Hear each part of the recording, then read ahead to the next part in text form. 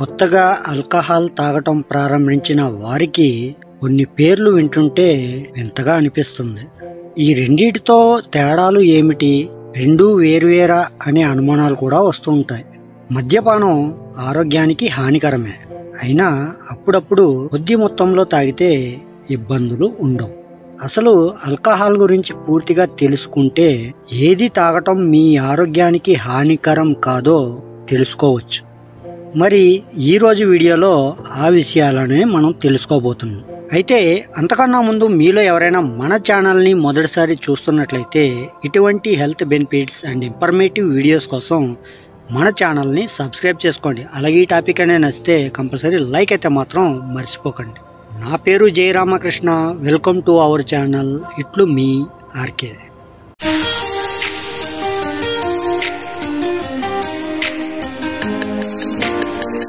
విస్కీని barley, మొక్కజొన్న, గోధుమలు వంటి ధాన్యాల పుట్టి వాటిని మెత్తగా చేసిన పొడిని బాగా పులయబెట్టి తయారు చేస్తారు. చాలా మంది బీరు తాగటం వల్ల పెద్దగా ఇబ్బంది ఉండదు, కానీ విస్కీ తాగటం వల్ల ఆరోగ్యానికి హానికరమని భావిస్తూ ఉంటారు. అయితే విస్కీ గురించి, మిగిలిన ఆల్కహాల్ రకాల గురించి తెలుసుకోవటం వల్ల మీరు ఏది ఎంచుకోవటం మీకు మంచిది అన్న ఆలోచన మీకు కలిగిస్తుంది. ఆల్కహాల్ తయారీలో వినియోగించే ధాన్యాలు అవి ప్రపంచంలో ఎక్కడి నుంచి సేకరించారు అన్న వివరాల ఆధారంగా విస్కీకి ఇతర డ్రింక్స్కి తేడా ఉంటుంది. విస్కీ తయారు చేసే విధానంలోనే కాదు, పలికే విధానంలో కూడా ప్రపంచంలోని వివిధ ప్రాంతాల్లో వివిధ రకాలుగా ఉంటుంది.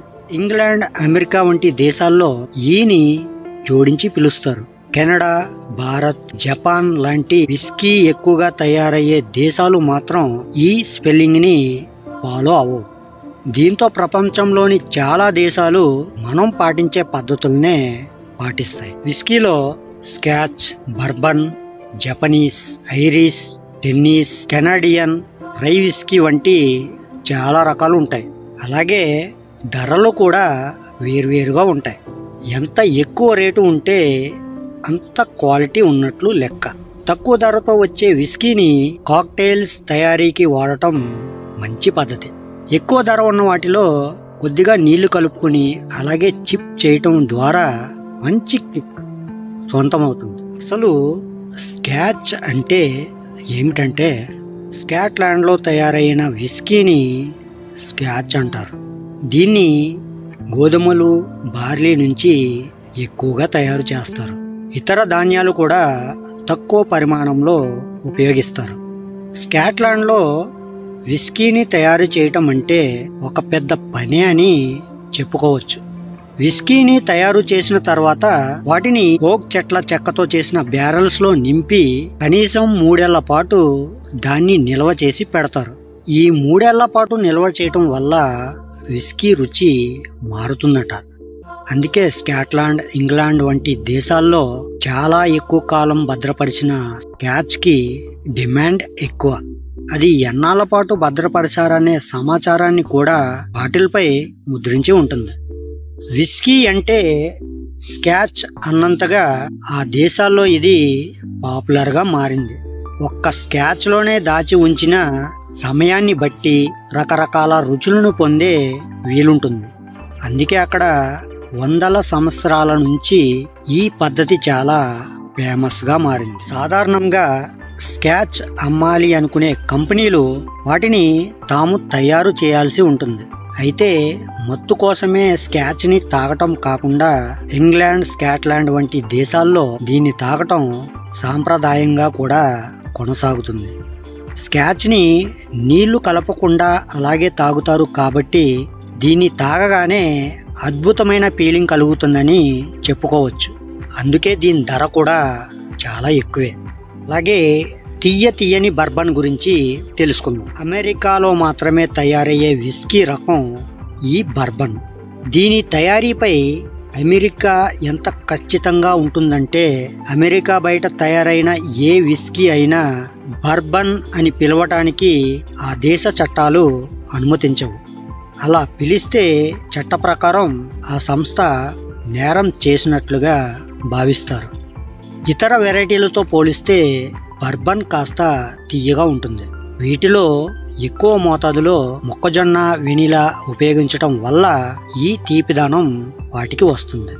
ప్రతి బర్బన్కి ఒక ఖచ్చితమైన నిబంధన ఏమిటంటే అందులో ఉపయోగించే పదార్థాల మిశ్రమంలో కనీసం 51% మొక్కజొన్న ఉండాల్సిందే.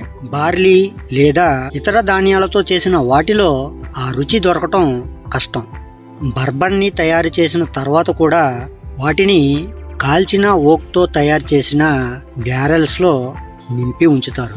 ఓక్ కాల్చటం వల్ల ఆ స్మోకీ రీచ్ టేస్టీ కూడా దీనికి లభిస్తుంది. బర్బన్ని ఇతర రకాల విస్కీ లేదా స్కాచ్లతో కలపటం వల్ల రుచి, వాసనలో వైవిధ్యం పొందే వీలుంటుంది. మిగిలిన విస్కీల్లో లాగా బర్బన్లో ఇంకా ఏ పదార్థాల్ని కలిపే వీలుండదు. మిగిలిన వాటిలో కలిపినట్లుగా క్యారమెల్ని కూడా ఇందులో కలపలేరు. దీనికి కేవలం నీటిని మాత్రమే జోడించాల్సి ఉంటుంది. బర్బన్ తీయగా ఉంటుంది కాబట్టి విస్కీతో దీన్ని కలిపి తీసుకుంటే రుచి పుల్లగా తీయగా ఉంటుందని నిపుణులు చెబుతున్నారు. సో ఫ్రెండ్స్, అర్థమైంది కదా అసలు స్కాచ్ అంటే ఏమిటి, అసలు దాన్ని ఎలా తయారు చేస్తారు అనే విషయాలని ఈ వీడియో ద్వారా మీకైతే తెలిసిందని నేను భావిస్తున్నాను. మరి ఈ టాపిక్ అనేది మీకు నచ్చినట్లయితే కంపల్సరీ లైక్ అయితే మాత్రం మర్చిపోకండి. అలాగే మీకు ఈ టాపిక్ అనేది ఇన్ఫర్మేటివ్గా అనిపిస్తే కింద కామెంట్ సెక్షన్లో కామెంట్ అయితే చేసేయండి. మీ ఫ్రెండ్స్ అండ్ ఫ్యామిలీ మెంబర్స్కి ఎవరికైనా యూజ్ అవుతుందంటే వాళ్ళకి కూడా షేర్ చేసి ఇటువంటి మరిన్ని health benefits and informative videos కోసం మన ఛానల్ని సబ్స్క్రైబ్ చేసుకుని అలాగే పక్కనే ఉన్న బెల్ ఐకాన్ని క్లిక్ చేసి ఆల్ అనే ఆప్షన్ యాక్టివేట్లో పెట్టుకుంటే నా నుంచి వచ్చే ప్రతి వీడియో కూడా మీ వరకు చేరిపోతుంది. ఓకే ఫ్రెండ్స్, మరొక మంచి టాపిక్తో మళ్ళీ కలుసుకుందాం. Love you to all. Thank you for watching. జై హింద్.